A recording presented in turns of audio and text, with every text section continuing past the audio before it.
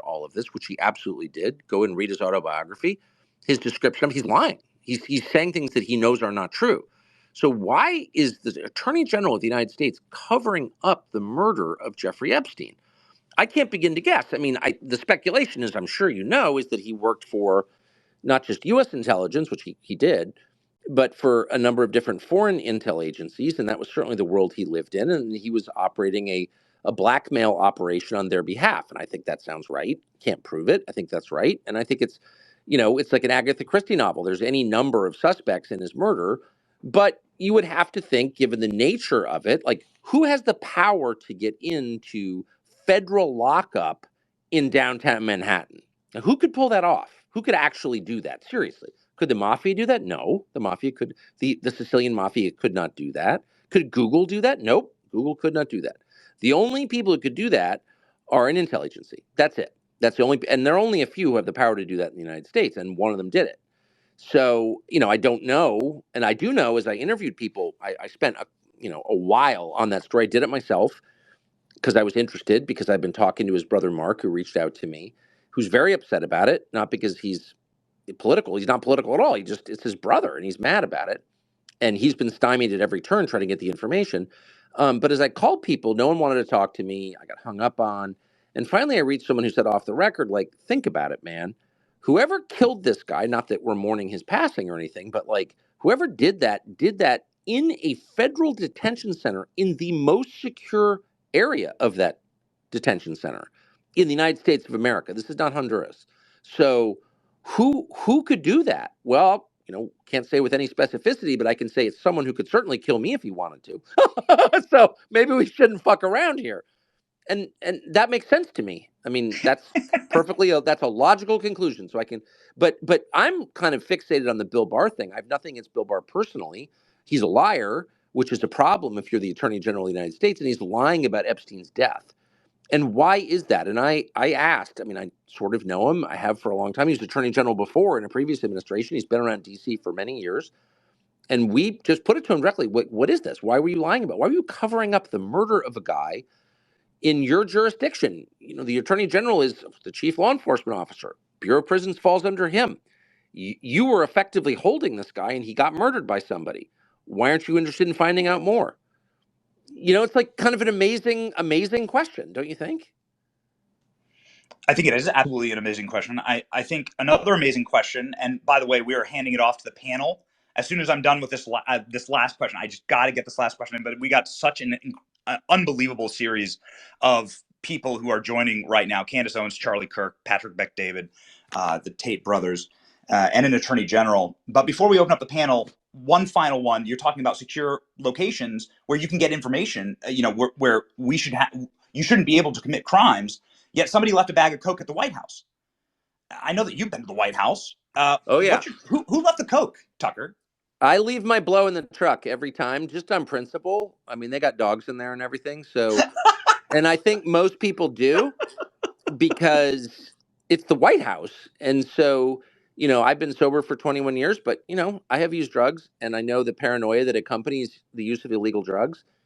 And no normal cocaine user, whether chronic or habitual or casual, would ever think to bring cocaine into the White House, because that's a no-no. I don't care how high you are. I'm not doing that. And so clearly it's someone who lives or works there who's so familiar with it that the, kind of the fear of being around Secret Service and dogs, they got a lot of dogs at the White House, is not at all a motivator. So like, it's someone from the family, obviously. And you've got a couple of heavy drug users in the family. I feel sad for the family. A lot of families have heavy drug. I'm not attacking the Bidens, by the way. I feel sorry for them. But Ashley Biden has had a publicly documented struggle with substance abuse, and of course Hunter as well. So, but what's amazing to me, so you sort of feel bad for anybody who's like got to get high so bad they're bringing cocaine into the White House. But on the other hand, it's like, stop lying to me. But the whole thing is a lie. The presidency is a lie. The guy's senile. His press secretary can barely speak English. She's like a functional moron. How does she have a driver's license? Like the whole thing. Toria Nuland is Undersecretary of State, the person who helped start the Iraq War. It's like it's a grotesque painting. It's honestly, it's like a Salvador Dali portrait of of government. It's like insane. It's like the least competent, the most malicious, the least accomplished, and the most personally damaged people are running everything. There's got to be a name for that. Government by freaks. Hey, Alexa, I'll give you the mic because I know you got a couple of questions, then we'll open it up to the panel. Tucker, the beauty about spaces is that you never know who you'll get. So yesterday we had 2 days ago, we had a space with Alex Jones, and you know, I pinged Elon, he jumped on, and then everyone came in. Andrew Tate came in, Patrick, who's on stage right now, Tristan came on, and we've got an incredible panel for you as well. I think you'll enjoy the discussion. Alex, the mic is yours, man. Yeah, so Vivek Ramaswamy last month asked at the RNC debate, he proposed that you, Elon Musk, and Joe Rogan run a debate instead of who the RNC pick, you know, the Russiagate pushers and everyone. Would you be open to such a debate? Oh, gosh, of course I would. Of course I would. Yeah, that sounds fun as hell. I absolutely would. I mean, it would, I think, have to be outside the RNC's jurisdiction, and that would be good. I mean, by the way, if any, I don't know how many people are on this call, but if anyone present can see a purpose for the RNC to continue to exist, just shoot me a text because I'd love to. The RNC is like NATO. You know, it has no reason for being. It only consumes resources and says annoying things and breaks things, but there's sort of no reason to have it. You know what I mean?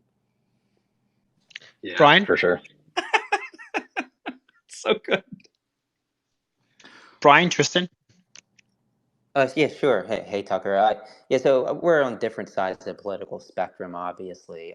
But I have a question to you about political polarization in the country. Obviously, with the election coming up, it's going to get much worse. I think both sides agree to that. How do you think we can better foster more constructive conversations between people with different political views? And do you think you've contributed to polarization in any way? Well, I'm sure I've contributed to all kinds of bad trends in this country. You know, polarization, bad haircuts. I mean, I'm trying not to deny my sins. I supported the Iraq War in 2003, so you know I've got a lot to apologize for, and I've tried to apologize for it. But you want the honest answer? The first step is let's just agree to stop talking about race. I mean that conversation is designed to divide us. I think it's intentional. I think there's a very specific purpose to it. But it hasn't helped. We've been doing it for many years, and there's kind of no more meaningful legislation to pass on that subject. There's only wounds to pick and to inflame and lies to tell. And you wonder, again, why we're being encouraged to talk about race all the time. It's not wholesome, it's not helpful, and it makes rational conversation impossible. It's also boring because, yes, there are racial differences, but they're not as profound as lots of other differences. Income differences. If I make $1 billion and you make $50,000, we're far more different than we are if we're different colors. That's just true. And so we're not getting anywhere. It's only dividing us. And people say, oh, I want a conversation about race. No, you don't. No one wants a conversation about race. No one allows a conversation about race. And if they did, that probably wouldn't help us either. So let's just agree. Let's do a mutual ceasefire on race. And then, honestly, you will see a lot of the differences just recede because then we'll be talking about economics. And the second we talk about economics, then you will find that most people are on the same side. They don't want to pay $11 for a dozen eggs. They don't think actually you should have a country run by billionaires. That's not healthy. It's not. And I'm sorry, I'm here because a billionaire has guaranteed free speech on this platform, and I'll forever be grateful for that. But you don't want every part of your civic life controlled by people just because they're rich. Like that's not democracy for one thing, and it's super unhealthy for another. It's not even feudalism; it's beneath feudalism. So anyway, that's the first thing I would do is just if you just banned. I don't want to ban anything, but if you had a gentleman's agreement that we're not resolving anything, racial differences are actually not as big a deal as we make them out to be. It's not the beginning and end of every fucking story, what color you are. It's absurd. And we're just not going to talk about it. We're going to take race off federal form. We're going to stop counting people by race because it totally dehumanizes a person to classify him by race. He didn't choose his race. It has nothing to do with anything he did. How would you like it if we classified people by height and then argued about short people versus tall people? All of us could see what a fruitless conversation that would be. And hopefully, if we're rational, we'd stop having it and just accept that tall people are a little different from short people, but not that different. They're still people. And then we could have like a conversation about things that A, we can change, and B, that we have in common. What do you think of that? No, I think those are decent points. Obviously, I don't How are think we they should. decent? No, no. Well, I think where I differ is that there are times where I think it's important to speak about race. I think that America in general, they over speak about race. I think that people accuse others of being racist too easily, and when they do that, they actually it's causing more harm than good. It's making real racists seem less racist. But let me just ask you a question then. I mean, you've taken a lot of assumptions on faith, I notice in that sentence. But can you think of any material improvement to the United States that we have achieved over the last 10 years by talking about race? We passed the Civil Rights Act. We've done a whole lot on that question for 60 years, 70 years now. But in the last 10 years, it feels like we've kind of run out of things to talk about. It's almost exclusively used as a cudgel.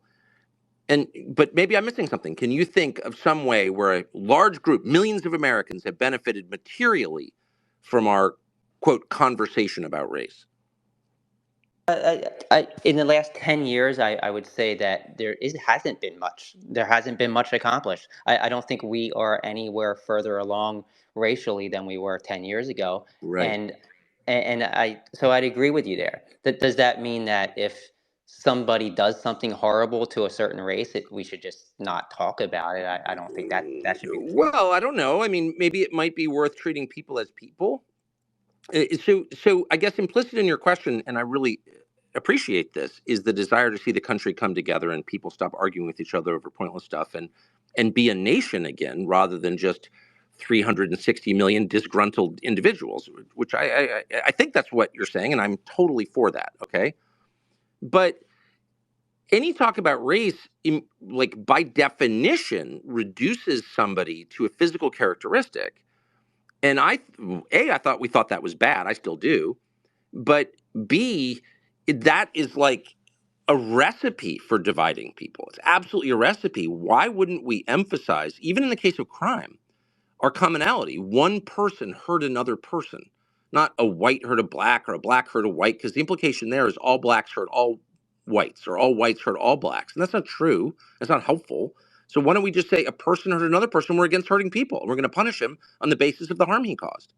I mean, that seems like a much more, quote, liberal approach, but a much more humane and constructive approach. And I can promise you, if we did that, we would be talking about stuff that matters. Like, how is this war helping anybody? Is our tax rate fair? It doesn't seem fair to me. I can't get anyone to listen to that argument because they're all like, well, shut up, racist. I mean, you know what I mean?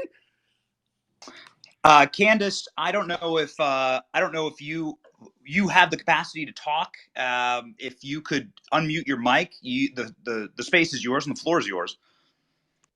Yeah, I mean, I'm just here to listen and first off, just to support Tucker. I mean, just an amazing launch. So excited to see what you do with it. The world needs more Tucker Carlson. We need more speech and just kind of building upon what Tucker is saying. Yeah, the world has been harmed, in America especially, has been harmed by pushing through this race narrative. It's led to a more divided nation. And I think that, we're seeing this over and over again, and right now we're being presented with it on both the left and the right.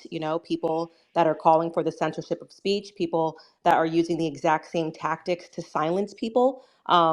Cancel culture in general, it has been extremely harmful. People aren't allowed to make mistakes. And Tucker, I think it's amazing that you point to your past. You say, I supported the Iraq War. I changed my mind on that. We're growing closer toward a nation that doesn't seem to want to allow people to be able to transform. And I think that's very scary when people can't make mistakes, when people can't adjust their opinions. So I guess my question to Tucker would be, what are your thoughts on cancel culture and where it stands today? And I think it's a remarkable thing to consider with this week, Alex Jones being back on Twitter. Some people saying that he never should have been allowed back to have a platform on the basis of some things that he said. What do you make of that? Where is cancel culture today? Let me just say, I'm grateful that you're here. And I hate to sound like I'm log rolling, but I'm like the world's biggest Candace Owens fan. So thank you. I think that people, and even some liberals, honestly, and I have boundless contempt for liberals. I kind of like a lot of people on the left. In fact, I do like a lot of people on the left. Serious. I don't always agree with them, but I think they're real people. But liberals I make fun of a lot. But I think even like kind of ordinary liberals are beginning to realize that the justification for censoring people was a lie. So the idea was we have to make you shut up because you're hurting someone's feelings. And in order to be compassionate, and it preyed upon their best instincts, which are for compassion, which is a good thing. And they would say, we have to have compassion for this or that person. And so that person has to be censored. And liberals kind of said to themselves, well, I'm not for censorship, but I'm even more opposed to hurting someone's feelings. So I'll go along with it. That was the initial bargain that they made. And that's how the ACLU went from, an anti-censorship organization to advocates for censorship. And that's how Media Matters was allowed to become this huge force in American life. But I think even liberals are starting to realize the point is not to protect anyone's feelings. Nobody cares about anybody's feelings. Nobody cares about other people. And just look at what's happening in our country. The amount of suffering going on in the United States has grown exponentially over the last 5 years, exponentially, and nobody cares. So clearly your feelings or someone else's feelings or the feelings of transgender American Indians on the res, it's all irrelevant to them. Censorship is a tool of power used to preserve power. It always has been, it always will be. If someone's telling you you can't say something, they're telling you that on behalf of someone above you. Not below you, above you. This is a revolution aimed downward at people. And I think even liberals are getting it. And by the way, it's very tiresome. Oh, you can't say that. Well, fuck you. Well, you can't say, this or that. I could give you 1,000 examples. I've been dealing with this my whole, for over 30 years, but it's the justification for it is a lie. And I think everyone knows that now. Tucker, I'm going to ask you a question. I'm going to link it to Tristan, and Andrew could be joining us. Andrew Tate could be joining us as well. But you've talked about X being the world's largest free speech platform, and you talk about censorship now. He also said if X is not shut down, we have a chance at a real election. But with the polarization, I'm genuinely concerned for this, and I'm concerned for the concept of a democracy. And I know you've got similar concerns. With the trust in the justice system pretty much hitting an all-time low, and if X does get shut down or does get hit, we've seen what's happening with Media Matters right now.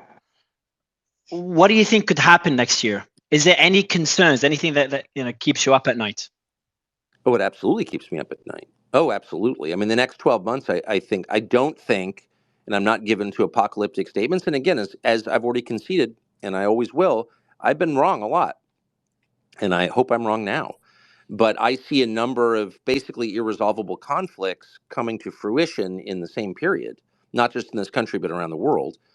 And I'm very concerned about that. Now, the election specifically, you can't have a democracy and you can't have a free and fair election unless people can say what they think and get all the publicly available information that they can. And publicly available is a big thing. Like most information about what your government is doing should be publicly available. And if it's not, well, again, that's another sign that you're not living in a democracy. So the 2020 election was the mirror image of that. I mean, we weren't allowed to hear all kinds of things. All sorts of information was suppressed, not just Hunter Biden's laptop, but a lot. And we learned that in the Twitter files. So that was not a free and fair election. And I can't imagine that any liberal, as much as they may love Joe Biden or hate Trump, but that's fine. But I don't think any honest person can say that it was. You don't have to believe the voting machines were rigged, though maybe they were. I don't know. They could be. They're electronic voting machines, and no serious country uses electronic voting machines, but whatever. But you don't even need to go there. All you need to know is that there was no place where people could present information or speak their beliefs honestly about COVID, the vaccine, about Hunter Biden, about China, about a bunch of different things. And that's not a free and fair election. And so the fact that X, thanks to Elon, is now open is a massive threat to the people who don't want a free and fair election. I mean, of course. And so I'm super, super concerned. I'm also worried about the prosecution of Trump. You can't, the charges just aren't real. I'm sorry, they're not. I mean, you could say, well, he's guilty of this or that in the 4 cases. Okay, maybe he is. But the crimes themselves are ridiculous. They're ridiculous. He brought classified documents home? Are you serious? I spent 35 years in Washington. I moved there at 15. I left at 50. My dad ran a federal agency. I know Washington. It's like the only thing I know.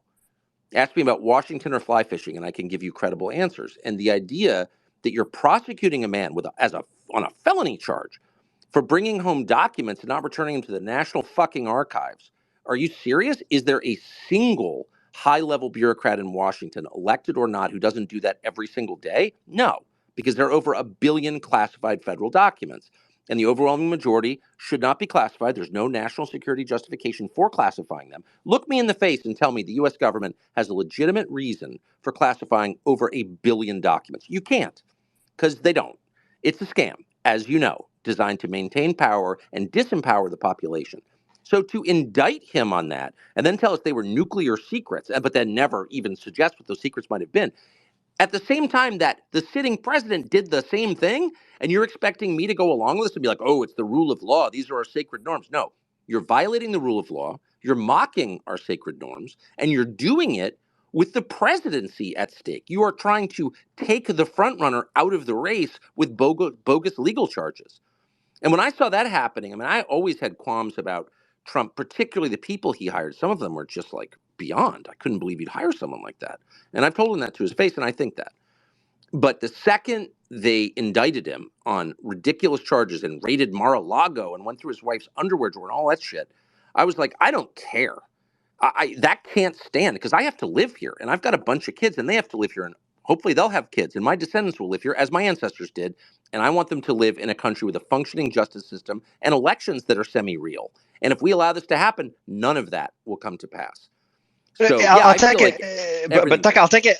About what concerns me is I'll take it a step further. One of the first, and Tristan, that goes to you as well after Tucker, is one of the first things Elon said when he came on the space. He said, something along the lines that I'll never kill myself, or if anything happens to me, just rest assured, I'll never kill myself. And then Andrew came on and said the same thing 2 days ago. Tristan, I think you share the similar concern. For so many people to be saying this, and then you see big tech being able to completely cancel someone. We saw Alex Jones talk about his experience 2 days ago. It just seems that the concept of a democracy is just not working. It's to have so many voices say something like this, and seeing what's happening with Trump. Do you share such a concern as well? Have you ever thought about this before? Of course I do. Of course I do. And not only have I thought about it, but I mean, how many democracies between Rome and the American Revolution did the world see? Let me do the math. 0. So look, there are inherent problems with democracy. There was a lot of conversation about this in the late 18th century in Europe, and not just from fascists, from liberal-minded people who wanted the maximum amount of freedom for a population. And they argued famously that democracy inevitably leads to authoritarianism. I hope they're wrong. I was born in a democracy. I hope to die in one. I support the system that gave birth to my country. So I'm not against democracy, but I'm just going to note the obvious, which is it's very hard to maintain one. Very hard, especially at scale. The country gets big. We've got officially 240, probably got 280 million people in this country, and they're very divided. It's hard to have a democracy under those circumstances, but we have to keep trying.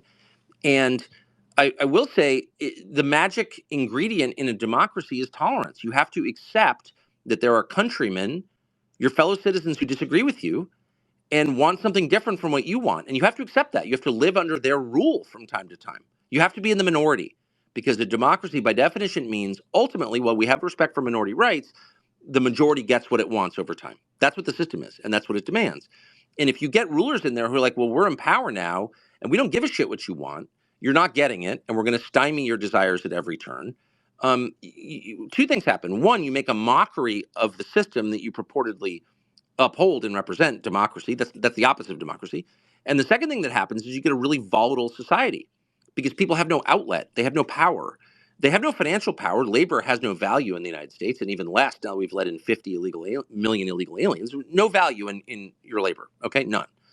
And that's a function of technology and immigration. But so they don't have that anymore. The working class has no power economically, but they still have political power. The people who were arrested on January 6th were the working class people who are like, wait, my vote is the last thing I have. It's all I have. And you're taking that away because that election clearly was unfair, which it was. And then rather than listen to their concerns, we're like, shut up, insurrectionist. We're putting you in jail. Or Ashley Babbitt, we're just going to kill you. And no one's going to care.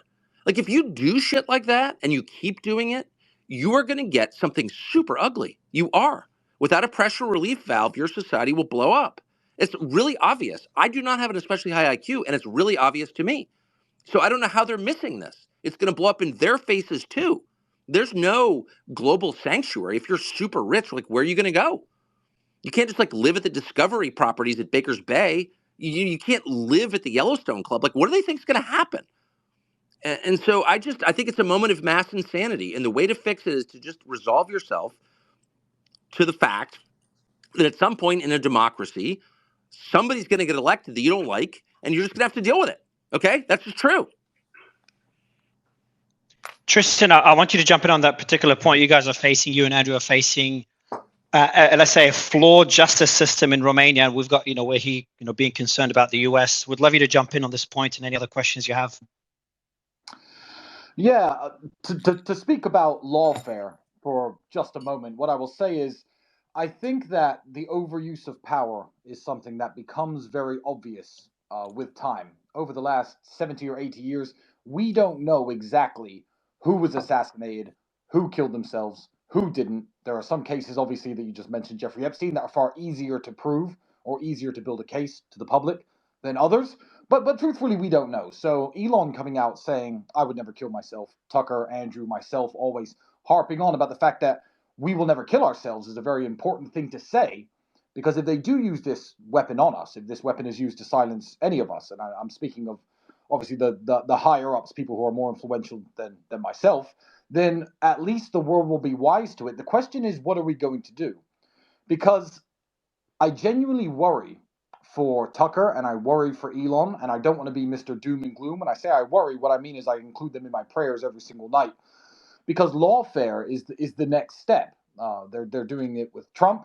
There's a very interesting book I suggest everybody at home read called 3 Felonies a Day by a man named Harvey Silverglate. And he speaks about how if somebody within the Justice Department wants to get you for something, any aspect of your life can be interpreted and prove that you've committed at least 3 felonies a day. Now, the book does exaggerate with that number. What I will say is, as Tucker's saying, bringing in classified documents into your home, everyone in Washington is doing it. Okay, well, technically it's illegal. Let's get Trump with it. Let's attack him with it. My case, I don't want to talk about it because I'm not the subject of this Twitter space, but essentially it's saying that even suggesting any kind of social media collaboration with people, even if they do not live with you and they live in other countries, can be human trafficking if that's in the hand of a prosecutor. I would like to think that the world is now smart enough that if Tucker Carlson in the next 6 months living a public life as he has done for the last 30 years, and Elon Musk being a successful millionaire ever since his first game developments and his sale of PayPal, if a bunch of random imaginary crimes from his past creep up, I think that people just need to be smart enough to think, why did this man go so public and so loud and state his opinions so vehemently when he had a criminal past? And the answer to that is going to be, well, they don't have a criminal past. What's happening is the justice system is being weaponized against us. Now, obviously, in the United States, there's a little something called trial by jury, which is nice. Same in the United Kingdom and a few other countries, where the people can actually protect people against the justice system by knowing that something's rigged, knowing that something is a setup, and saying not guilty, regardless of what the district attorneys or the prosecutors want to bring. But there are other parts of the world, I won't name them, but you know where I'm talking about, that don't even have a trial by jury to protect people from lawfare. It's very scary. And I guess before I move on to my next point, because I actually did have a very important point to make, what I would say is, what does the person at home, Tucker, what does the person at home do about it? If you get accused of 5 or 10 random crimes that happened 20 or 30 years ago, which obviously didn't really happen, but it's just your word against someone else's, and you're being dragged through the courts, what does the person at home do about it, and what can they do to assist you in any way, or to stop this from happening? Well, first of all, I didn't realize that was Tristan Tate talking. I'm such a fan. It's great to hear your voice. Thank you. What can the average person at home do? Well, nothing. And that's kind of the whole point. I mean, no one wants to say this, but I mean, I guess I'm from a different world or something. But I mean, to whom much is given, much is required. And I really believe that. And I think all the decisions in any society are made by a small percentage of people. And that's unfair, but it's been the rule throughout recorded history. It's never had a society where that wasn't true. And so it's up to those people. It's incumbent on rich and powerful people to right the system and to make it fair once again, and to make sure that principles are applied universally, not simply to my enemies or to my friends, but to everybody. regardless of color or political belief.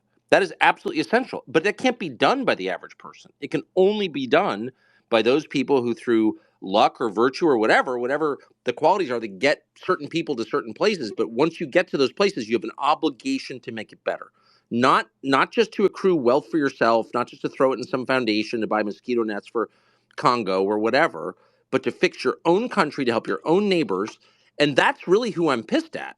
I mean, even when the looting was going on after the George Floyd death, and they were burning Wendy's and all this stuff, and like, yeah, they're out of control. And, I hate that. And I do think it would be fine to shoot some looters.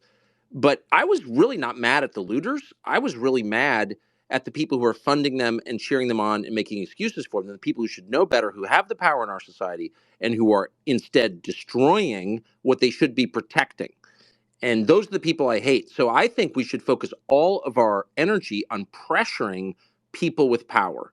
And last thing I'll say is that, given the overwhelming advantage that technology gives to the powerful, and I'm a huge believer in gun rights, and I have a lot of guns, and I believe in the AR-15, and I shoot a lot, and all that. That's all great.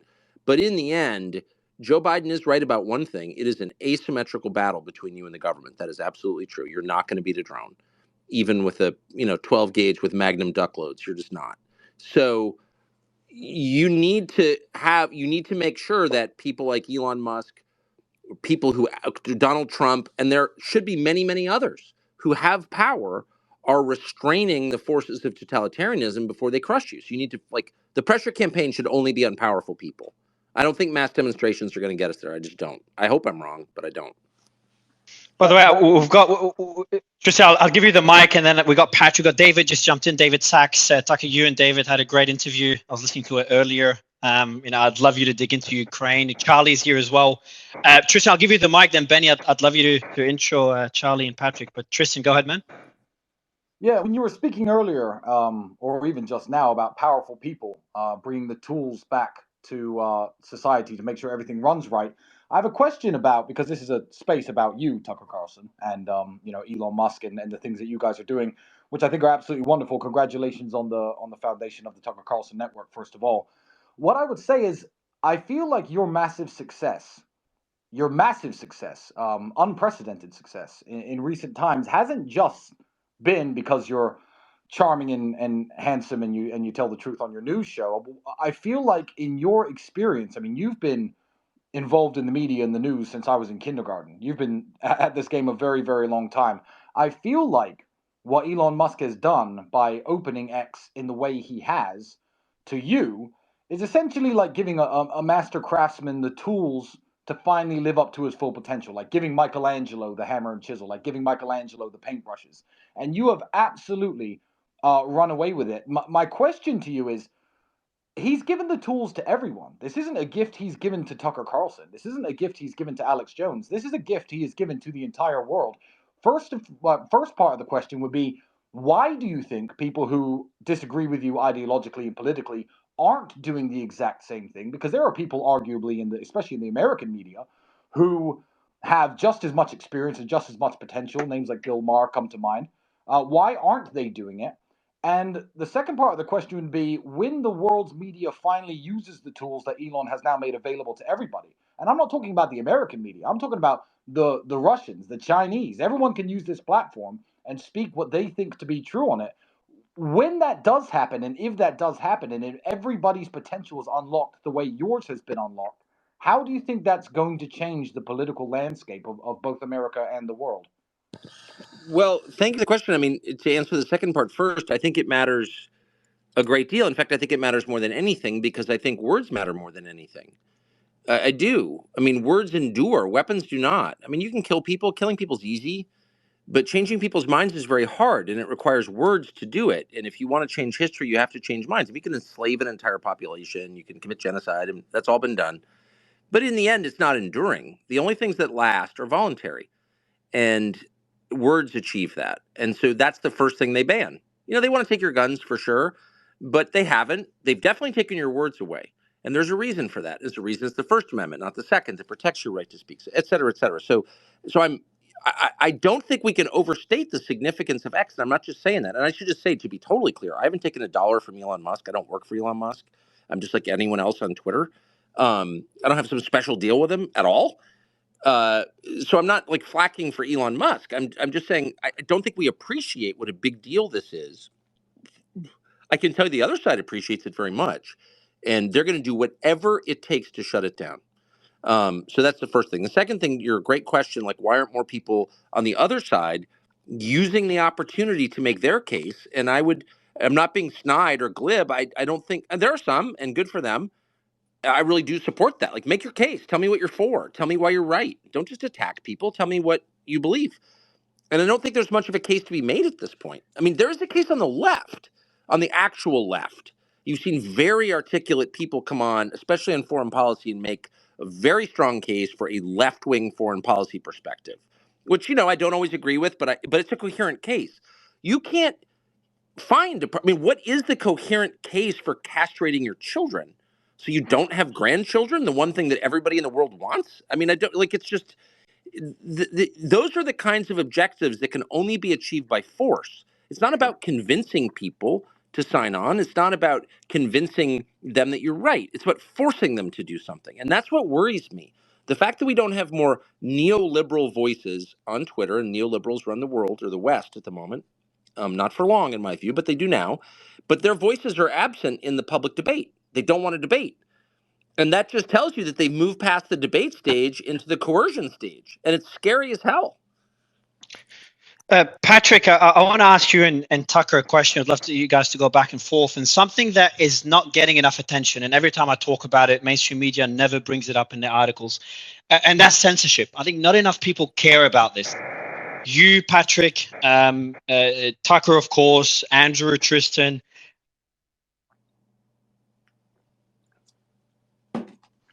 Hey, Mario, they lost.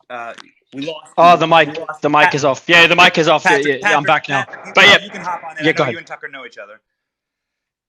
Go ahead, Patrick. Was there a question, or did you give me the floor? No, the mic.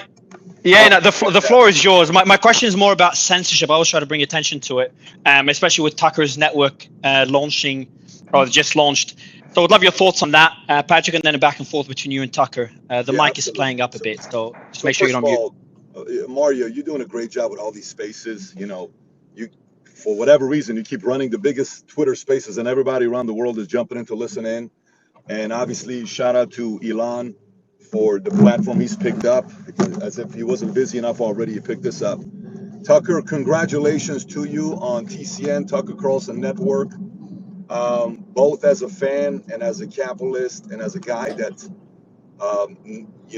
loves America and wants to see more fighters out there that have the audacity and the brass to go out there and impose and push the envelope and stand up. I'm happy for you. I'm excited for you. And I'm looking forward to seeing you whoop some ass. But my question for you was the following. So I think everybody is wired in a different way. I try to study you to see,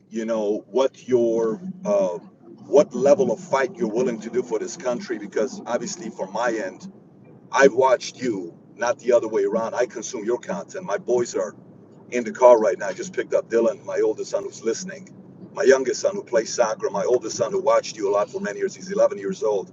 The youngest is 10. Trump's first election he went on, 2016, he had to choose a VP like Mike Pence. And the reason why that worked, obviously, who Mike Pence had as voters, location, state, where he was based out of, what sect of voters he could win over, whether that helped or not, it is what it is. But he kind of needed a person that was a yes person that wasn't going to say a lot, and Trump was going to lead the way.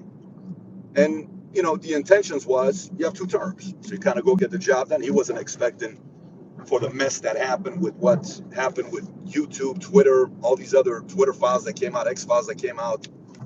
And then now him running, it's a different strategy on how to pick a VP. This time around to pick a VP, he can't pick somebody that's just going to be a 1 term, because to get the job done, in the edge, Russia and UK and some of these other places have, somebody can be in office and running for a while. Look, we don't support that. It's not the America way. But that allows for you to really inject some of the ideas that you have. So if you're a good leader, you really have plenty of ample time. You have ample time to create that momentum. But on this time around, he only has 1 term. 4 years. Okay, and his age is getting close to 80. Now he's a fired up, energized guy, so doesn't look like he's slowing down, but his VP choice has got to be different. So I know the question was asked at the beginning that they said, you know, what Melania said, and you were very complimentary. But one, if you did get that phone call, would you entertain it? And two, if not, do you think if you could be, you know, unbiased in the most possible way, do you think you would make a good VP candidate? And if not, who would you think would make a good VP candidate? Because the strategy has got to be 12 years, not just 4 years. Yeah. Well, then thank you for that question, and thank you for the nice intro. And it's good to hear from you. I don't know if I'd make a good VP candidate. I mean, probably not actually. I mean, I've never done anything like that at all.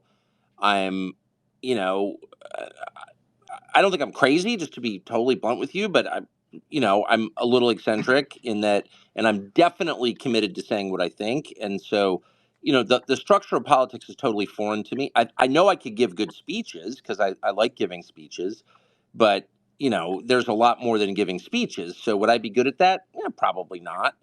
But it's just impossible to imagine ever being involved in politics. And I'm not being coy or anything like that. I've covered it my whole life. The number of politicians I would voluntarily have a meal with is like, fingers on a hand. I just don't like them. And so I generally think you should stick to things that come naturally to you, that you like, that you have an innate aptitude for. And in my case, it's writing and talking, but it's not kind of in like raising money or reading talking points, or I don't know. I just don't see myself doing anything like that, to be honest with you, though. I mean, who knows? God knows where this country's going, you know? Tucker, Charlie Kirk on, wanting to ask you a question. Great. Hey, Tucker, excited to see you this weekend at AmFest. It's going to be great. Thank you. Looking forward to seeing you in Phoenix. Super quick. So, Tucker, I want to get your thoughts on this. As you know, we do a lot of stuff on campuses, and I've been, for the last 11 years, trying to get wealthy donors to realize it's a bad idea to send money to these universities. And in the last 6 weeks, it seems as if that's finally having some momentum. When you were sitting down with Candace, you said, I really hate these people that have been funding the anti-white nonsense on these campuses.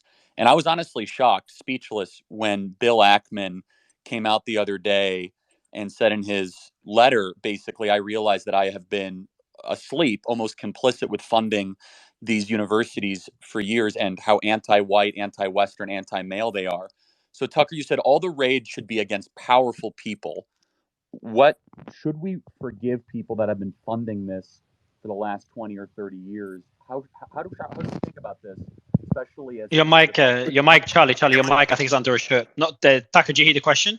I know his mic kind of cut out at the end. Yeah, I first of all, thank you for that question, Charlie. And I mean, well, just to start at the end, we should always forgive people, as we ourselves want to be forgiven for our many faults. I mean, I really feel that way strongly, and I will always forgive somebody for anything. If the contrition is heartfelt, I mean, it's our obligation to forgive people. And the lack of forgiveness in our increasingly secular country, where our leaders worship themselves as gods, is one of the main problems that we have. So of course, I will always forgive anybody, and I would ask people to forgive me for my shortcomings, and that would include Bill Ackman, by the way, who I have mixed feelings about, but I loved reading that the other day. But my point remains, which is our principles have to be universal. And so if it's wrong to attack one group, it's wrong to attack any group. It doesn't matter what the group is, or whether I'm related to them or not, or know them. It doesn't matter. Attacking people on the basis of their group identity or their immutable characteristics is always wrong, period. And this country is founded on universal principles. And if it's not, then it's just, whatever. It's just Suriname. I mean, it's just like any other crappy little country run by power mad people who are transactional and have no principles and crush the weak and reward their friends. So that is the one thing that we can't give up, is the acknowledgement that these principles are universal. They apply to everybody. Second, I don't understand why nobody has made the obvious point, which is, if it is a sin to attack a foreign country, if it makes people feel unsafe or whatever, okay, then why is it okay to attack our country? I mean, people piss on the United States constantly. I personally think they should be allowed to, because I believe in free speech. I don't think you should, fire someone, or I don't know, fire, but I don't think the government should penalize somebody for attacking the United States. I don't. But the outrage disparity is really shocking to me. So you attack a foreign country, people are like, how can you do that? That's hateful. And at the same time, everyone sort of accepts as a matter of course that the entire college experience is based on attacking the United States and its institutions and its history, often very unfairly, sometimes fairly.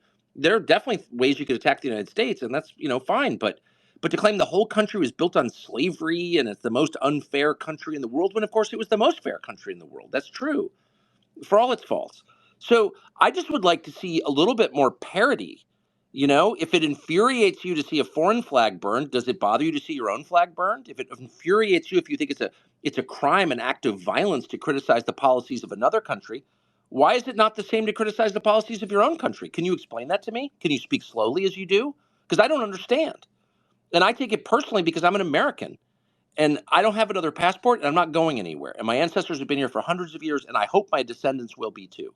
So I do take that personally. And I think it's gross. And to watch some of these, and by the way, I don't begrudge them if there's some, popular podcast host who's super upset about what's happening in a foreign country. That's fine with me. I'm not mad about that.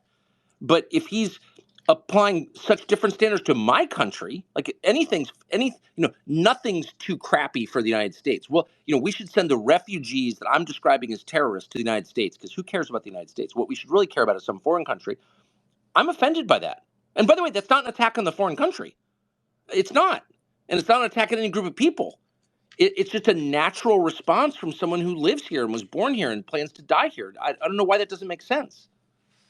It does make sense. I just want to jump in and say it absolutely does make sense, and we need more people to be willing to say that. There's nothing wrong or dirty about being America first, and the people that are trying to switch the narratives and make it seem like, to love your country and to want to see your country secured first is wrong are completely, they're the ones that are wrong, and I'm saying that because Charlie, obviously you mentioned me and the conversation that Tucker and I had, and I'm sure, Tucker, you don't pay much attention to the headlines, but people tried to make it seem as though our conversation, us wanting to be America first, was somehow wrong and backwards. And so, I'm grateful for people like you. I think whether you want to or not, you are a pioneer, and I think that people with platforms, as you said, who much is given, much is tested, are wondering, what does the future look like in media? What does the future look like for the Tucker Carlson network, for people that are willing to stand up and to say things that are plainly obvious and plainly true and are unwilling to, be smeared out of existence? What does the future look like for people like me and Charlie Kirk, we're a generation beneath you? What do we have to do? I wanted to know more about your future vision for the Tucker Carlson network, because obviously, all of us are excited about what you're doing, and we do view you, as I said earlier, as a pioneer in this space. Well, thank you. I mean, my vision is, partly inchoate. I'm just being honest. I mean, these things evolve in ways that you can't foresee it, and this will be no different. But my baseline belief is that you have to be protected, and I know that from experience. And you can, work for people who you really like and who you think like you, and then things will happen that you don't understand, and all of a sudden you're cut off from any kind of audience, and you have no opportunity to say what you think is true. And that's happened to me before, and I don't want it to happen again. And to rely on advertising. If you're me, if you're Elon, it's fine because you're in a different category. You're the richest man in the world. But if you're me, you can't rely on just advertising. You can't, because it's a fickle world. It's a turbulent world, and you need the fortress effectively that a subscription model affords. We're going to be posting on X every single day, all of our content, and some of it will be behind a paywall, but part of all of it will be on X because we want the biggest audience we can get, and we so appreciate the amazing and at this point unique nature of this platform. But you have to have subscribers who support you and will protect you and your ability to fund this stuff. The documentaries we've got more than 20 people working for us right now, and you can't rely on advertisers to keep that open if all of a sudden there's another January 6th, or they make up something, or there's a terror attack, and oh gosh, we have to shut down anyone who's criticizing the government now. You think that won't happen? Of course it'll happen. I mean, it's guaranteed to happen. And I just want to stay afloat during that time. And I'm not, money driven. I never have been. I'm happy to make money, but I'm not. That's not my goal in life at all. My goal in life is to say what I think is true. and I think this will allow it. Bay, Speaking of Ben, are you there? Speaking Go of ahead. saying what you believe is true, Media Matters, of course, trying to censor. There is very few people that are properly fighting back. Elon Musk is one of them. Another is the Attorney General of the state of Missouri, Andrew Bailey, who's joining the show right now and has filed now an investigation into Media Matters over the last 24 hours, has announced that the state of Missouri will be investigating the fraud of Media Matters. Would love to give the floor to the Attorney General of the state of Missouri. Yeah, well, first of all, thank you so much for having me on. Thank you, Tucker, for what you do to speak truth and to, consistently espouse these basic principles. And it seems to me that there are three strategic objectives in the defense of our nation right now. And we've talked about all three of them. I certainly heard a discussion about all three of them this evening. And really, the first one's the border. No border, no country. If we don't secure our southern border and we allow this mass invasion to continue, we will lose who we are as the United States of America, and it undermines the rule of law. The second strategic objective is the weaponization of government. We see that time and time again, going after President Trump and political opponents, weaponizing the criminal justice system to achieve political objectives that you can't win on the merits, and so you've got to undermine the rule of law to be able to achieve those objectives. I mean, at some point, like you pointed out, Tucker, this turns into a banana republic. And again, it's a rule of law issue. But the one I'm most concerned about tonight that I really want to focus on, and I think touches and concerns the most recent issue with Media Matters, is the right to free speech. Look, it's the battlefield of ideas that is the essence of free speech. And that's a foundational principle of our republic. It's about individual expression. And what I see time and time again today are radical progressive tyrants who want to take that freedom away from us. And they're willing to lie, cheat, and steal to do it. These are cowards who can't fight and win the battle of ideas. So again, they're going to manipulate, they're going to deceive, they're going to destroy our ability to carry on the conversation. And really, it boils down to two principles of how to motivate human behavior: inspiration or manipulation. And that's why I think this new front in the battle for freedom of speech is such an interesting juxtaposition between Elon Musk, an inspirational figure who inspires innovation, against the manipulative behavior that we see from Media Matters. And I think that again, that's a very clear moral distinction between that inspiration and that manipulation. I'm here to tell you, what I see from Media Matters are a series of lies, deceit, and manipulations. The entire organization is built on lies. The fact that we've got a radical progressive advocacy group masquerading as a media outlet is shameful, that they've been able to go this far and get away with it. And I'll tell you, as part of our investigation, we've already received documents that purport to be internal memoranda from Media Matters. And we're going to hold that as part of our internal investigation. And I'll tell you, the contents of these documents would chill the devil's spine.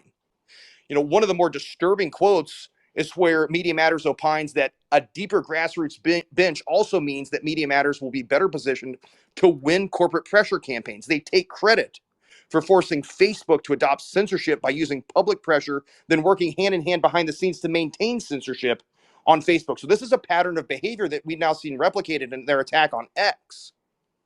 And my question to you, Tucker, is, in this fight for free speech, how did we get to a point in our country where one side of the political spectrum completely rejected free, fair, and open debate? Thank you for that, and thank you for what you're doing on this. I don't think there's much that's more important. I would say, we allowed the framing to be created by, the other side, and the other side lied about why they were doing it. Again, the point of censorship is to protect the people in power. Always, they're the only beneficiaries of censorship. And the rest of us kind of went along with the lie that this was being done on behalf of the weak, some oppressed group or other who needed us to be more sensitive. And it was merely that: just be more sensitive. Don't hurt anyone's feelings. Don't use the word retard. It's mean. Okay, fine. I don't need to use the word retard. I'm okay. Right? But that metastasized into what we're looking at now, which is just this massive structure, which is a kind of combination of government and private power aligned against the majority of the population in order to preserve power for a few against the many. I mean, that's just true. So I think the way to combat it is to get to who's funding it. I mean, they're not doing this on behalf of the oppressed trans community or black people or whatever they're saying they're doing is a lie. They're doing it on their own behalf. So who's paying for it? Who's paying for Media Matters? It really, I think long term, the only way to fix this and a whole lot of other problems that beset this country and make progress impossible is to end nonprofit status. The whole thing is ridiculous. I mean, the premise behind nonprofit status is that nonprofits are, quote, acting in the public interest. But that's clearly untrue. They're acting in their own interest. By the way, it's a massive tax dodge for people to, well beyond their own deaths, continue to, control the society. But more than that, it's unfair and it totally distorts our political system completely. All this stuff's being paid for. All this stuff is possible because the people doing it don't have to pay taxes. Well, how is that fair? Like, in what world is Media Matters making America better? It's in direct opposition to the Bill of Rights. It's insane. So I think the only way to fix it is to get to the roots. Ignore all the stuff about identity politics. That's merely a cover. This is powerful people seeking to preserve their power non-democratically. And I think bringing pressure to bear on those people, exposing them, saying their names. The Soros stuff has been very effective, actually, in a sense.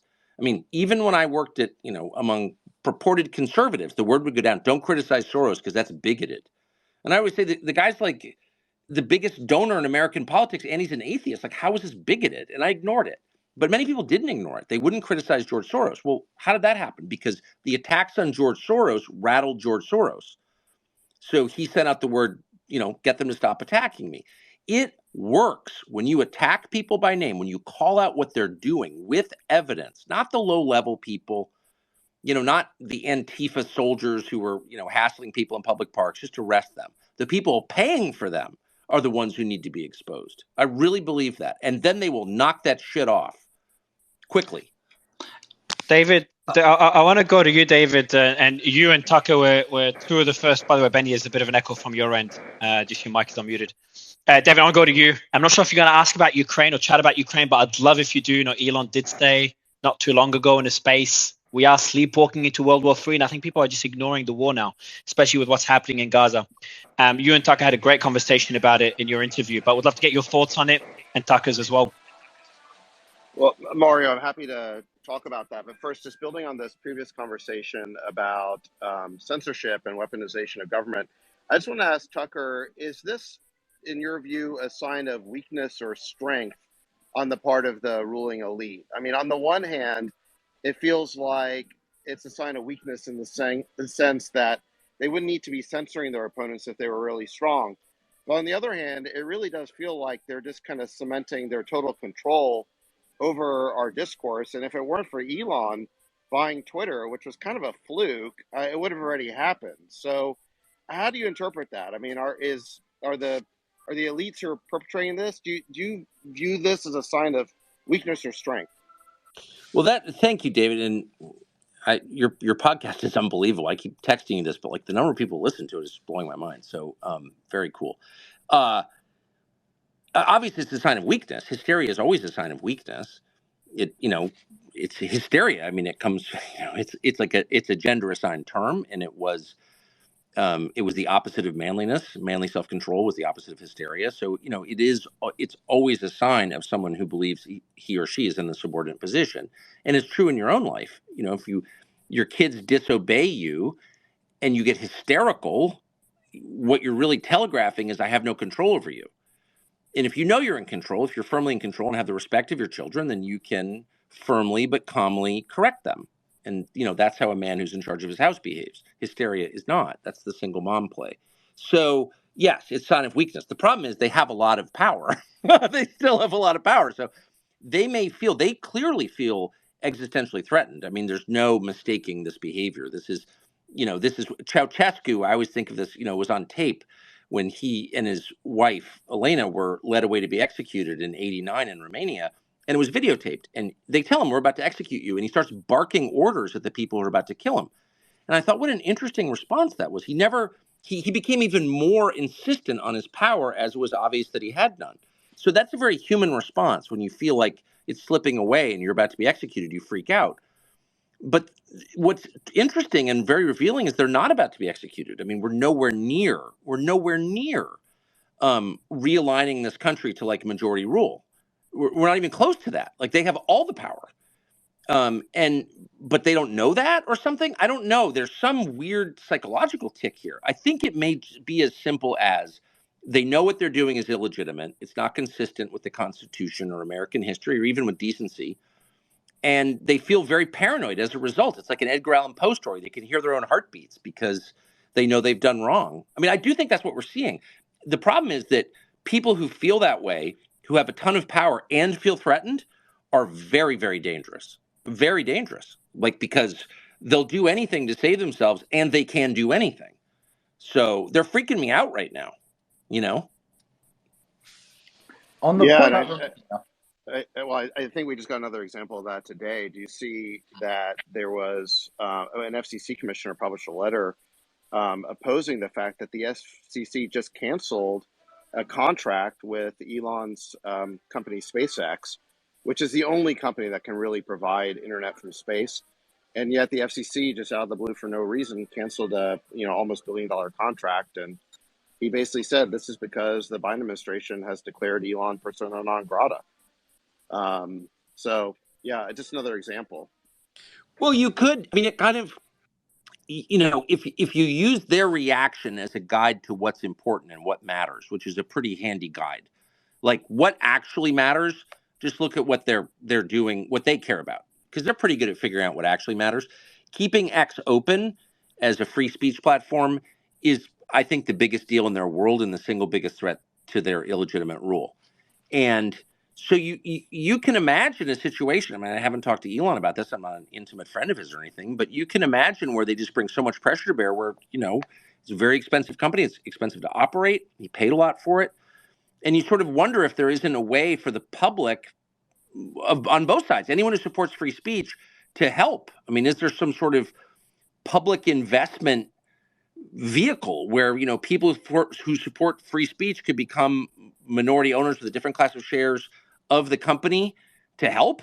I mean, I think that's every bit as virtuous as sending money to the March of Dimes. I do. Yeah.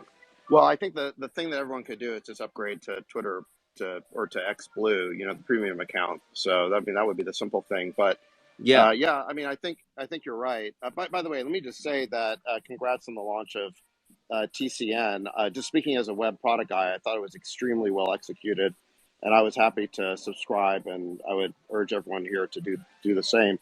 But I think to your point, I mean, I agree with you that these people would not be attempting censorship, which is so un-American, anathema to everything that the vast majority of Americans believe, if they weren't fundamentally weak. And yet, it feels like they're so close to cementing their control. And look, like I said, Elon is kind of a fluke. I mean, in the sense that I know lots of, really successful people in Silicon Valley.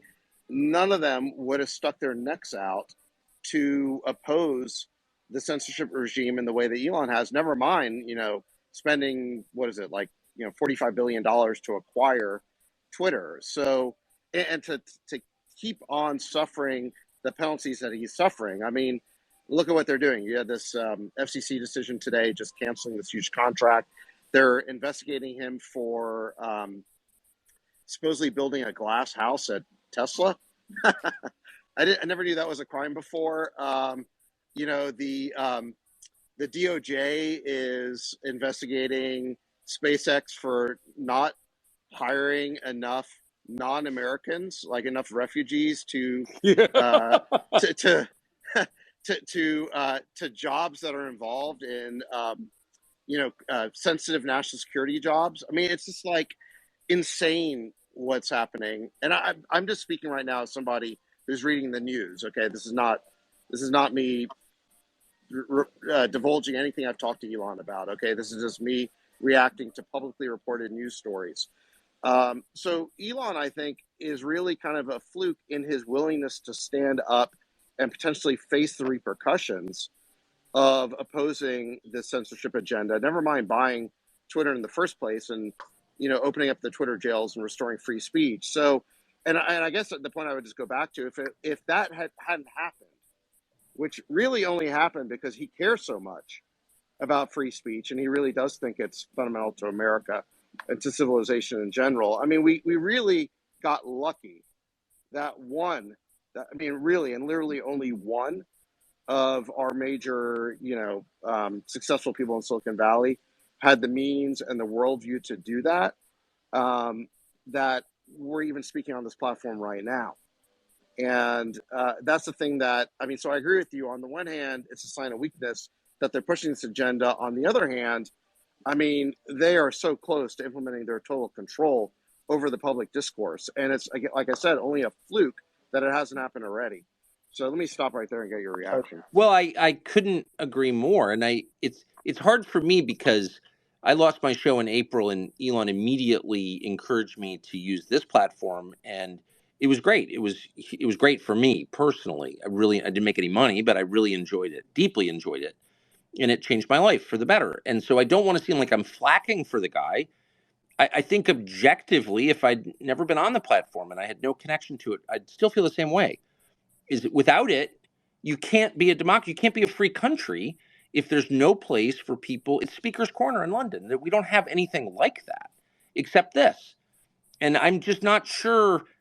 And I agree with you completely that it takes a very unusual person to want to do something like this. And it takes an even more unusual person to pull it off. Not just a rich person. By the way, most rich people are cowards, as you well know, and you're one of the rare exceptions to it. People always talk about fuck you money. He's got fuck you money. There's no such thing as money. There's only fuck you poverty. A lot, you're fearful of losing it. So you're even more under control. So he is a complete fluke. There are not a lot of people like Elon in any society ever. Very few, handful, dinner party number. And so the fact that everything aligned and we have this, I just feel like, and just again, it's hard for me to say because my own fortunes are tied up in this too, to some small extent, but I just can't overstate how important I think it is for every decent person in the country, regardless of background or voting history, who cares about preserving a free society. And I think on some level, everybody wants a free society. Honestly. Everybody demands and does anything he or she can do to keep this open and free of government control. Because that if we lose this, or if we don't have no platform like this, then we kind of are done. Honestly, all the podcasts in the world will not save us, including mine. I'd like to chime in here for a second, if you gentlemen don't mind. I believe, looking at the panel tonight, I'm the only speaker who's never lived in the United States as an adult. There's a lot of people listening who perhaps don't know who I am. Of the 55,000 people who have tuned in, I left the United States involuntarily at age 8, so I am an American citizen, but I've never lived in the United States as an adult. I live currently in Romania. I've lived in Slovakia, Poland, the United Kingdom, notably, in the Middle East. I don't think that the people listening at home, the Americans listening at home, perhaps understand how alien this concept is around the world, that not just foreigners can come into your country with all the good it's done and the hand it's extended to people for them to build a better life, and to openly criticize the country and to accuse the country of inherently being criminals for their past, how unusual that is, but also to have powerful agencies, Media Matters springs to mind naturally, that are grown within the United States, staffed and manned by mainly American people whose life mission, for whatever reason it is to demonize American society and to demonize the American people, based largely on ridiculous claims that everybody is inherently born a criminal. Now, I've lived in Romania for 7 years. Even with what's going on right now, I would never say something so stupid as to look at something in Romania's past. If anyone knows World War II history, Antonescu famously allied with Hitler during World War II and accused the average Romanian person of being a Nazi sympathizer because their great-great-great-grandfather or their great-great-grandfather, who's long since dead, has somehow passed on this genetic legacy of being an evil person. I think that if I said that to a Romanian person on the street, quite rightfully, they would punch me in the face. So as the only non-American, I guess, here, the non-American resident, I'd like you all to know that it is absolutely insane, it is wild to people living in countries like Romania that, South Africa and England and America are literally from within its own people demonizing every single other member of that society and saying that everybody from outside of our country is good and we ourselves is bad and we owe the world X and we owe the world everything because our great-great-great-great-grandfather may have owned African American slaves. Keeping in mind, I'm the descendant of African American slaves myself. It is absolutely wild that this takes place, and it's absolutely unthinkable to even someone like me who left the country at 8 years old, of all the countries I've lived in.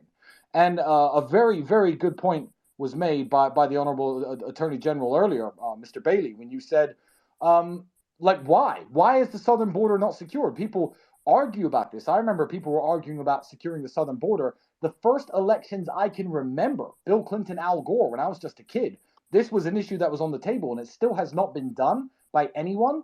Romania has probably 1/6 of the GDP per capita of the United States. In terms of money and finance, it is flat broke compared to the United States. And we share a southern border with Bulgaria.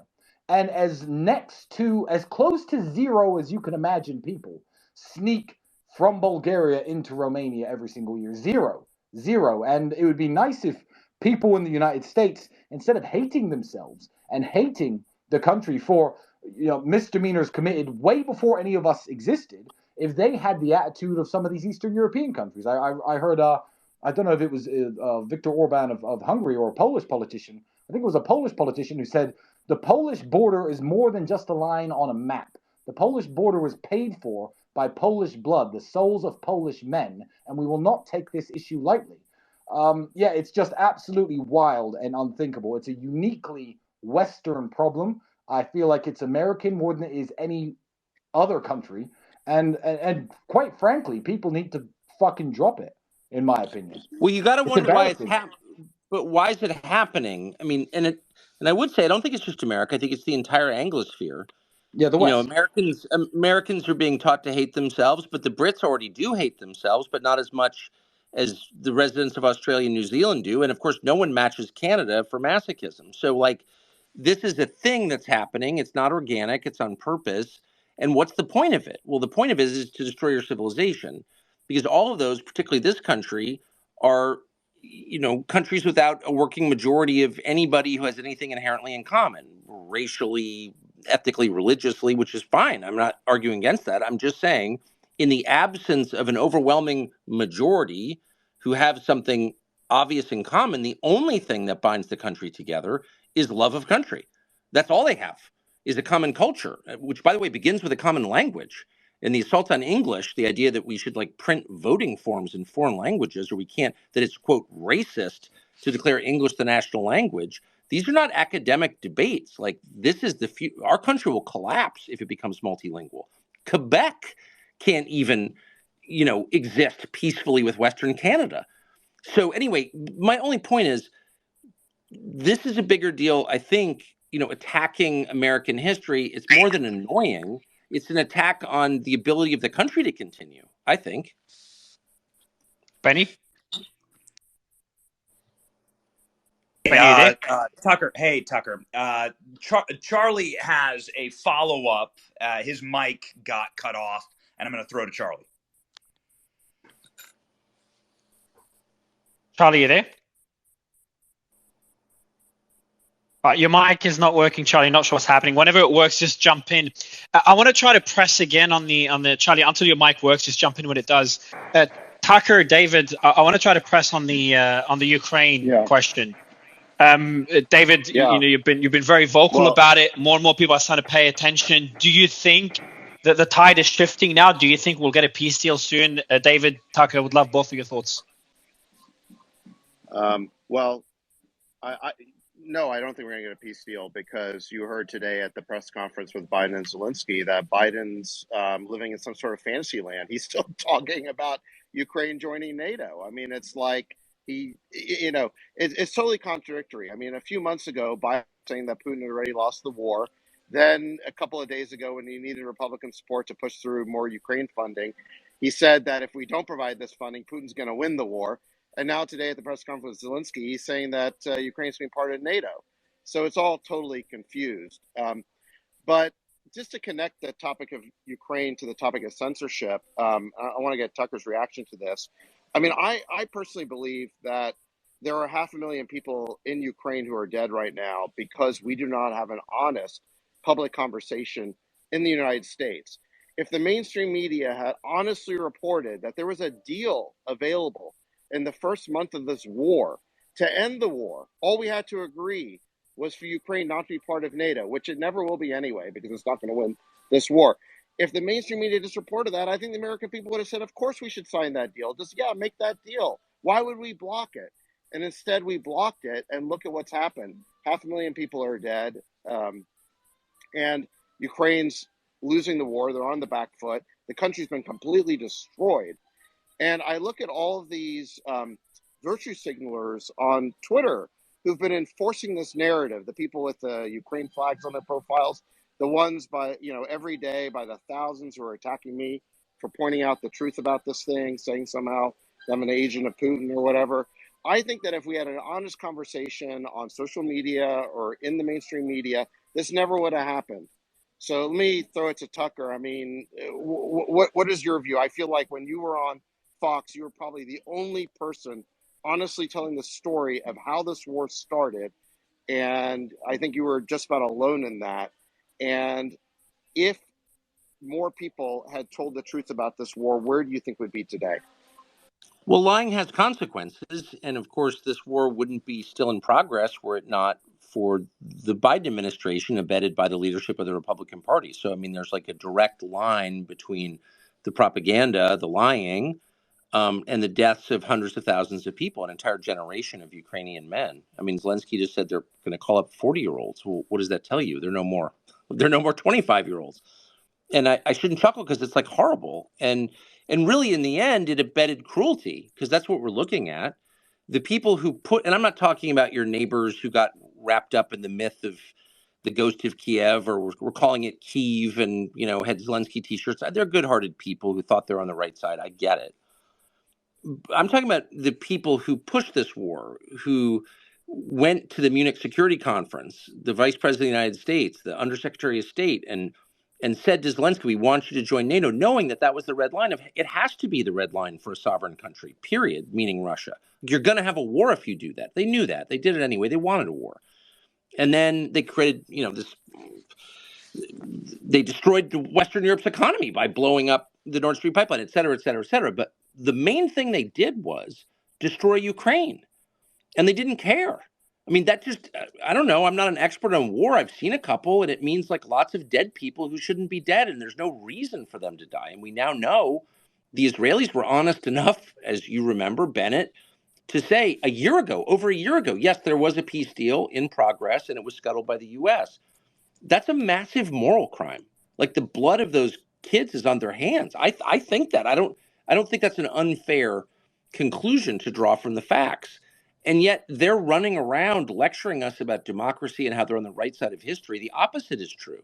They've committed a horrific crime, and the main victim has been Ukraine, and they're still posing as the defenders of Ukraine. I mean, it's like mind-boggling to me. I can hardly believe it's happening. Tucker, if I could, Tucker, Congresswoman Paulina Luna is on. Speaking of Ukraine funding, the floor is yours, Congresswoman.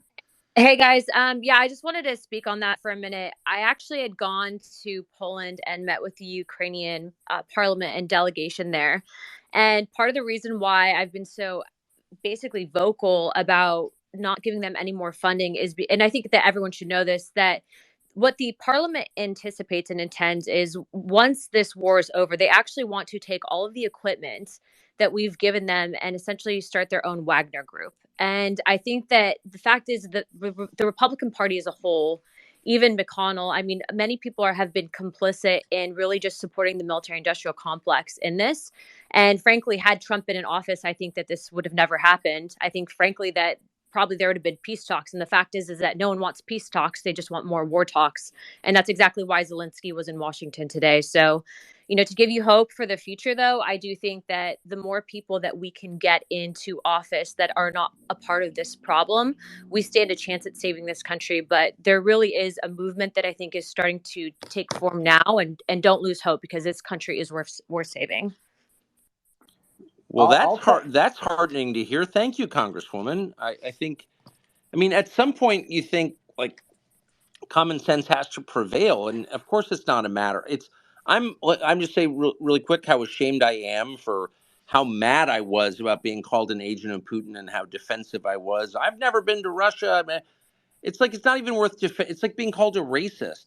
I'm not a racist. I'm not an agent of Putin. It's not even worth getting mad about it. And in fact, I think the slur is designed to make you mad and designed to channel your attention and your energy into fruitless directions. Like, just laugh. That's absurd. And I wish I'd done more of that. You know what I mean? Yeah. But Well, I know what you mean, Tucker. I Yeah. just want to underscore your point, Tucker, about the moral crime. I think it's really important to say that all the people who wanted to fight in this war on the Ukrainian side volunteered, over a year ago. And very, very sadly, the war has not gone well, and the vast majority of them are now dead or incapacitated. The people who are now being mobilized or conscripted are all people who didn't want to fight, who are literally hiding in their homes or hiding elsewhere, trying to avoid the draft. There have been an abundance of articles now, including from Western pro-Ukraine Western publications, talking about the fact that all the whatever young people are remaining in the country are in hiding. They do not want to fight, and yet the talk now is that Zelenskyy is going to have another wave of mobilization or conscription. They're going to round up the students. They're going to round up young women. They're going to round up the people in their 40s or older. And they're going to be fed into this meat grinder of an unwinnable war because, unfortunately, the Russians just have too big an army. I mean, this should have been really clear before the war even started. The Russians' industrial production of artillery shells and other weapons of war is just far too great. It's greater than even what the West can produce. And so what we're talking about now, if we give Ukraine another 60 billion or whatever, what we're talking about is conscripting people who do not want to fight. We're talking about rounding them up at gunpoint and sending them to the front lines. And there've been plenty of articles talking about how people are sent to the front lines with only 5 days of training, no real training. And they're being sent there and turned into cannon fodder, being destroyed by Russian artillery. I do think it is a moral crime for the United States to persist in this delusion that somehow we're going to add Ukraine to NATO by rounding up whatever is left of young Ukrainians and sending them to the front lines at gunpoint to be destroyed in this artillery war. It makes no sense to me. David, but how? Sorry to jump in. How I want to get your thoughts on how could this end? You've mentioned, and a lot of people don't want to say the taboo word of a potential World War III, and you're called a fearmonger as soon as you mention it. Is that still a concern in your opinion? And if not, what other options do you think are more likely? Well, it's only a concern if the U.S. escalates by getting directly involved. I don't see the Russians using nuclear weapons because they're winning the war with conventional weapons. So why would they escalate in that way? The great danger actually is that faced with a crushing defeat, that the Biden administration will do something stupid and seek to get directly involved in the war. I think that's probably a low probability event. So I'm less concerned about the risk of World War III right now, but I am concerned that we're just going to keep this thing going, and more people are going to needlessly die. Tucker? I just affirm everything David said, and it's not only true, but obviously true.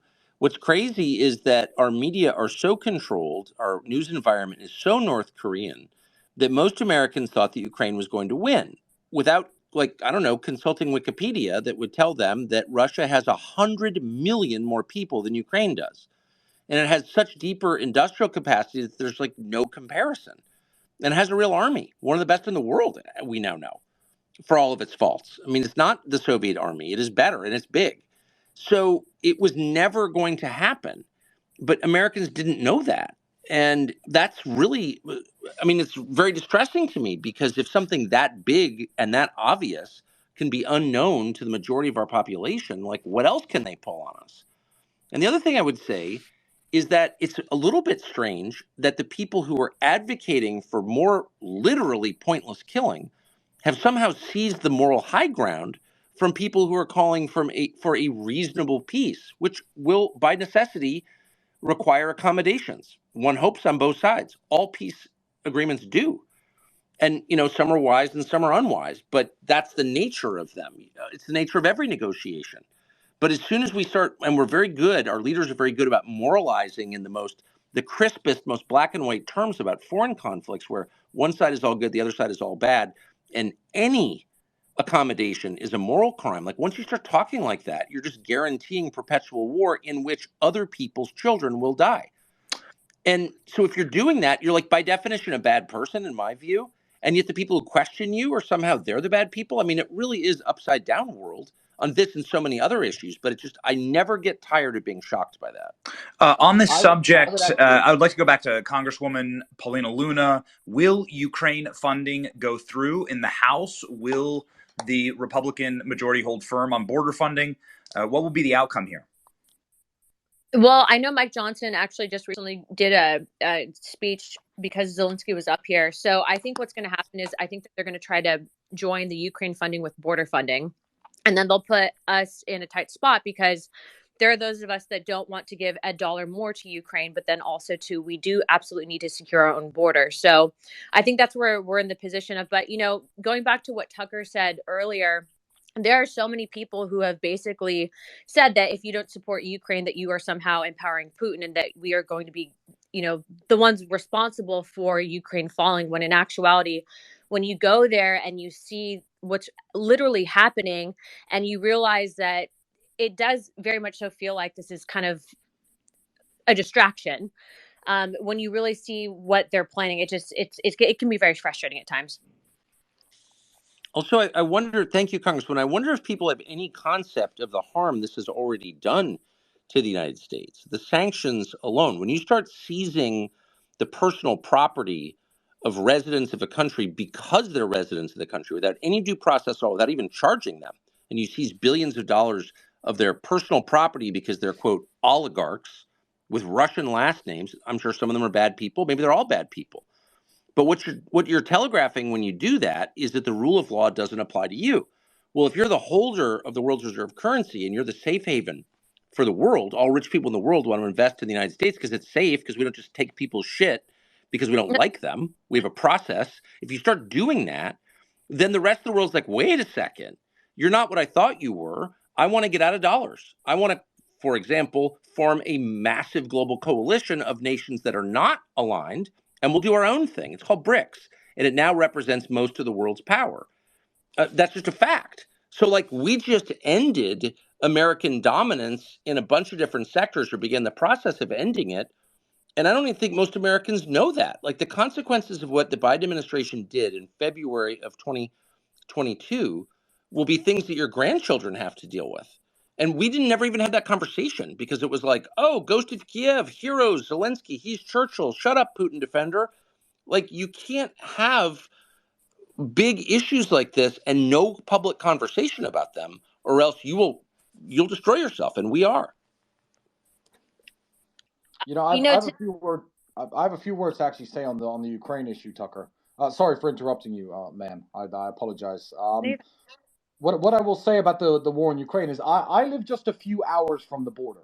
So although I'm not a politician, I'm not a member of Congress, I'm not as politically well connected as a lot of people on this panel, what I will say is I saw a side of this that a lot of Americans didn't see for at least a year until after Russia started its military operation. From the very first day that Russia rolled across the Ukrainian border, I myself and a few members of my team were personally on the Romania-Ukraine border just a few hours from my house, just helping out, giving shoes, clothes, coats to all the women and children coming across, because it was the winter. In fact, Tucker, when you were at my house, you saw the massive stockpiles of emergency food supplies I still have, because obviously I was arrested halfway through my charity efforts.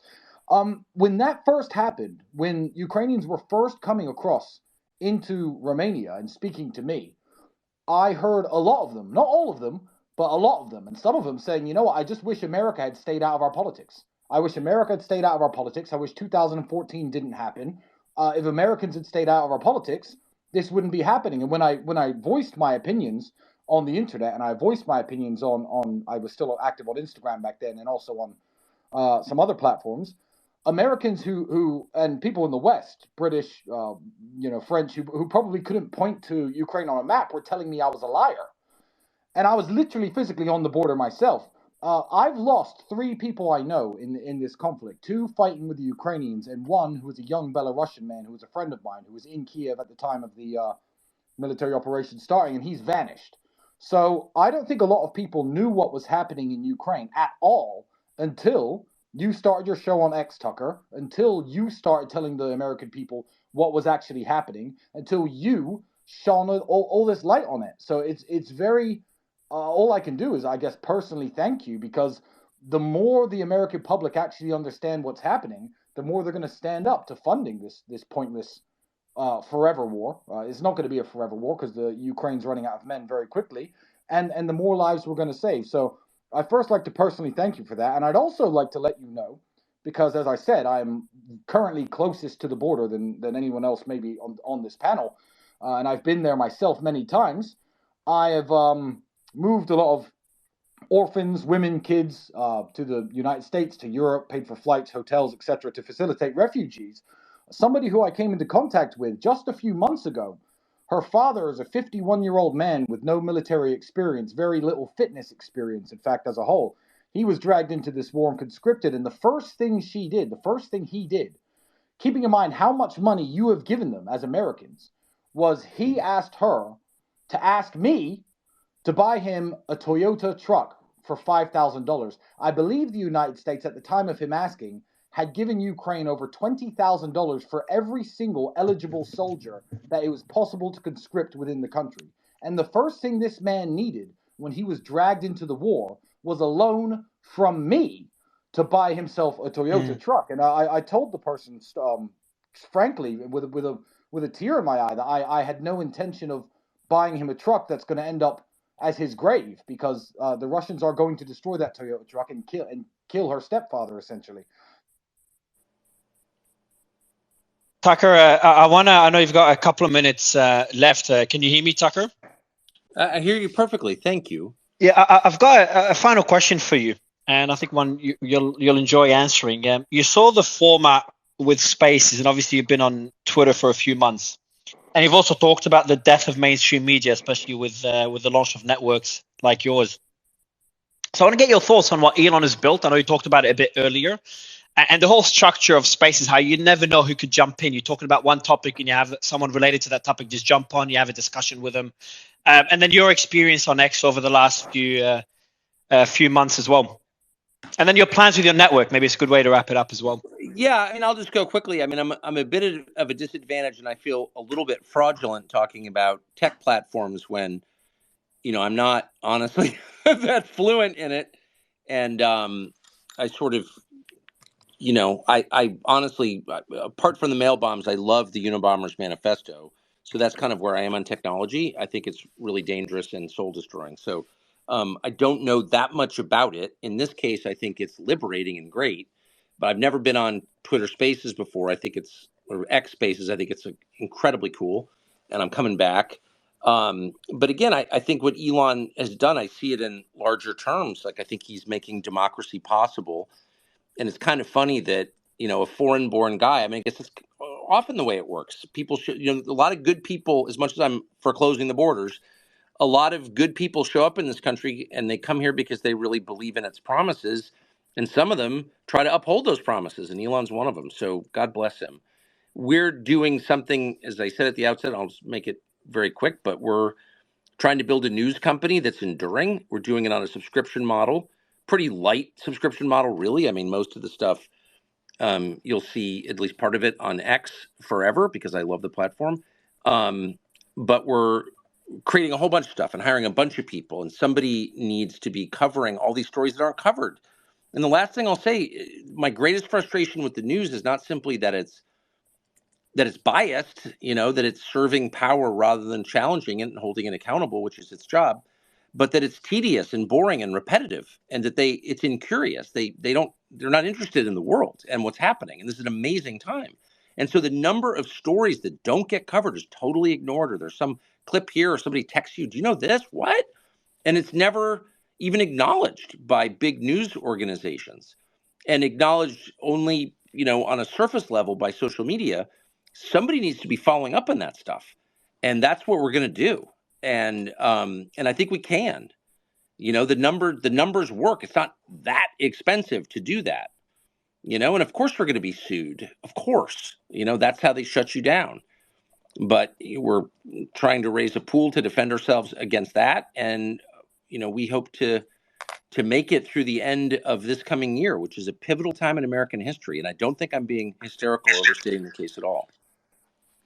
Tucker, this has been an absolutely incredible Spaces.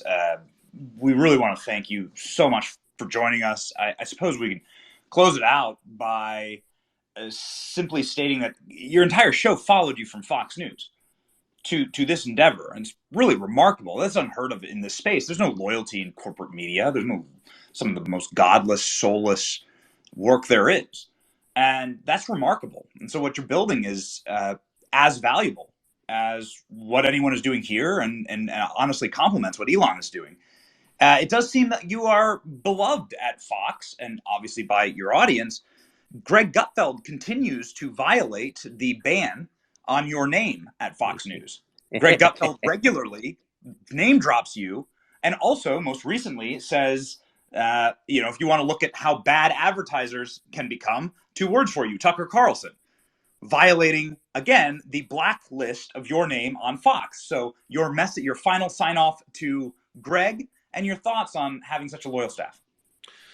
Well, I love my staff, and I mean, they're always at my house, including staying there. So, the line between staff and friend is definitely blurred. I'm not a big boundaries guy. So, these are people I really love. I would never work with anyone I didn't trust or love. And my wife didn't feel the same way about it, and she definitely does. And so, yeah, we're unusually close to everyone, and almost all of them came, and I'm really grateful for that. And in general, I pride myself on getting along really well with the people I actually know, and I pride myself as well on being hated by people who don't know me, which is fine. It doesn't bother me at all. But I think it's really important. In fact, I think the measure of a man is how the people who know him feel about him. I mean, who cares what people who don't know you think? I just don't. I never have. But it's very important to me to get along with the people in my immediate orbit. My wife, number one. My children, number two. My lifelong friends, my brother, my dad, the people who work for us and work with us. I mean, those relationships are the most important relationships in my life. And I don't trust anybody who claims to love humanity but doesn't have close and enduring relationships. And I do, and I'm proud of that. So, and as for Gutfeld, I love Gutfeld, but I better leave it there so I don't cause him problems. But I am happy to see, I don't look at cable news ratings ever. I didn't when I worked there. But someone just sent them to me today, and Gutfeld has the 2 top shows on the channel. So that's heartening. Good for him. He deserves it. He's a good guy.